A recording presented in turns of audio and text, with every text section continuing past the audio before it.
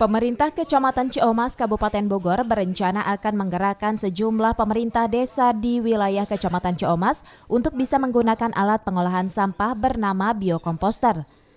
Mesin biokomposter yang dibuat dengan menggunakan ember plastik dan baling-baling yang digerakkan dengan mesin ini merupakan hasil karya sebuah UKM asal Ciomas yang beberapa waktu lalu sempat meraih juara pertama dalam lomba inovasi tingkat Kabupaten Bogor.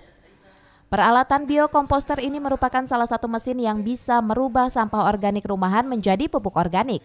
Untuk satu unit mesin biokomposter ini dibanderol dengan harga 2 juta rupiah. Tingginya harga jual per unit karena pihak UKM belum bisa memproduksinya secara massal akibat terbentur oleh dana. Rencananya mesin biokomposter ini akan segera dipatenkan oleh penciptanya melalui kerjasama dengan pemerintah Kecamatan Ciomas. Setidaknya harganya bisa lebih murah, ya.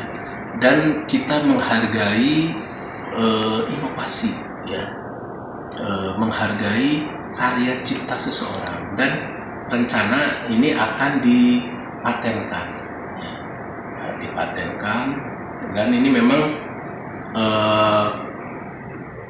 biokomposter ini inovatif sekali, ya, karena dilengkapi dengan pengadu.